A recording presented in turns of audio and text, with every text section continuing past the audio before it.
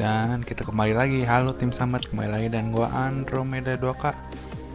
Dan kali ini kembali lagi minggu balapan ya untuk MotoGP untuk ronde ke-11 nya. Dan untuk ronde ke-11 MotoGP kali ini tahun 2021 akan dilaksanakan di sirkuit Red Bull Ring ya di Austria. Tidak ada bedanya dengan balapan minggu lalu, cuman bedanya di sini adalah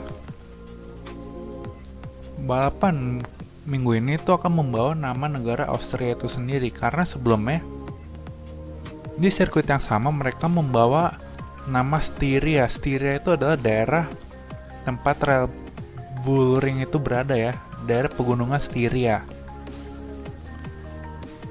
Nah, jadi kalau ini yang sekarang minggu ini adalah negaranya Austria, oke?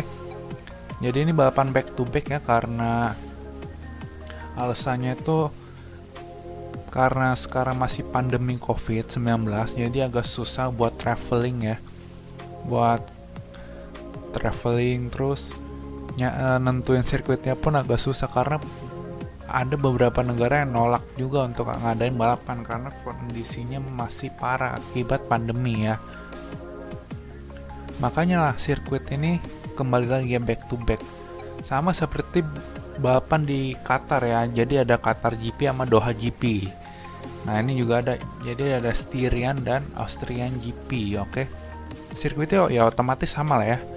Ini gue sekilas saja tunjukin. Nah, sirkuitnya ini masih sama.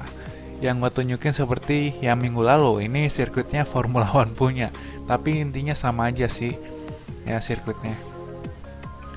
Nah, jadi kalau sekilas mengenai sirkuitnya sih, mungkin kalian ingat pas GP Syria 2021 pas tragedinya Dani Pedrosa dan Lorenzo Salvadori di tikungan 3 ya. Jadi Dani Pedrosa melewati tikungan 3 tapi dia terjatuh. Nah, motornya itu dia nggak ke pinggir, dia tuh bener-bener di racing line-nya, di jalan, bener-bener di tengah jalan. Nah, banyak motor ngindarin, cuma sayangnya Lorenzo Salvadori itu telat ngindarinnya ya.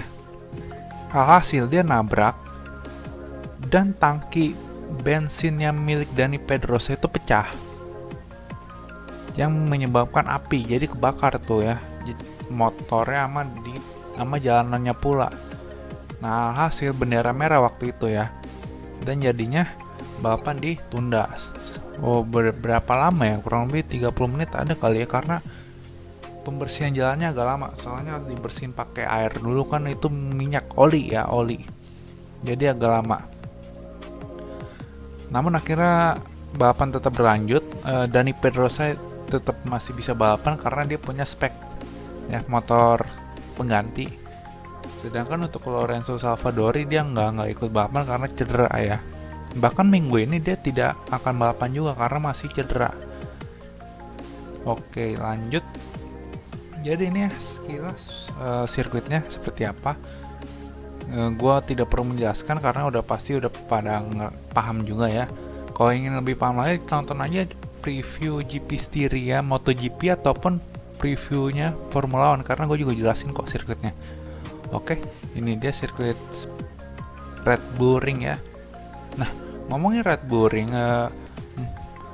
minggu lalu Styria GP itu dimenangkan oleh rookie Jorge Martin dari Pramac Ducati, dan juga merupakan kemenangan perdana untuk tim Pramac Ducati ya. Jadi luar biasa ya buat Jorge Martin ya, yang telah membawa Pramac Ducati menuju kemenangan pertamanya, dan itu luar biasa banget sih. Nah, yang jadi pertanyaan adalah, apakah Jorge Martin bisa mengulang kesuksesannya seperti minggu lalu? Nah, apakah bisa nih? Kita lihat ya balapannya minggu ini ya. Nah, juga untuk Ducati pasti kok di sini ya oke lah. Bagus. Suzuki juga dengan ada perangkat-perangkat baru yang ditambahkan di Suzuki itu membuat motor Suzuki itu lebih kencang ya.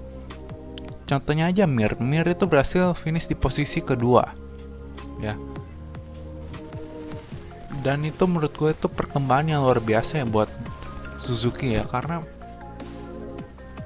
beberapa balapan terakhir juga mereka agak keteteran gitu. Jadi harusnya mereka sekarang bisa buat tancap gas lagi. Oke. Nah, lanjut buat motor lain nih seperti Yamaha, Honda. Buat Yamaha awalnya sih gue mikir ya mereka bakal keteteran, cuman mengingat Fabio Quartararo menang ketiga pada balapan waktu itu ya, pada balapan di Styrian GP itu, ini agak sedikit membuktikan bahwa Yamaha masih ada peluang ya. Kalian ingat mungkin free practice-nya, latihan bebasnya mereka selalu di bagian top 10 ya kebanyakan. Jadi itu membuktikan bahwa mereka tuh sanggup sebenarnya balapan di Red Bull Ring ini. Ya, cuman mungkin kalau di track lurus emang agak sulit mereka, karena Yamaha itu bisa dibilang motor dengan top speednya paling dikit, paling rendah ya, paling pelan. Tapi kalau di tikungan tajam, nah Yamaha nomor 1, Ducati malah kalah ya. Nah jadi kita lah nih pertarungan antara Ducati Yamaha ya, dan jangan lupakan Suzuki siapa tahu bisa juga nih. Dan begitu juga Honda juga bisa dibilang cepat di sini ya. Takaki Nakagami ya sama Alex Marquez itu cepat loh, bisa dibilang waktu finish di Red Bull Ring mereka masuk top 10 ya, seingat gua ya. Iya, harusnya waktu itu sih mereka masuk top 10. Apakah Honda bisa masuk top 10 lagi? Nah iya, semoga aja bisa ya, karena yang masuk top 10 itu tim satelit ya, yang pabrikannya Marc Marquez dan Paul Espargaro aja dia keteteran. Dia di luar top 10 waktu itu. Oke, langsung aja gue sebutin nih jadwal balapannya. Jadi pada hari Jumat seperti biasa ada latihan bebas.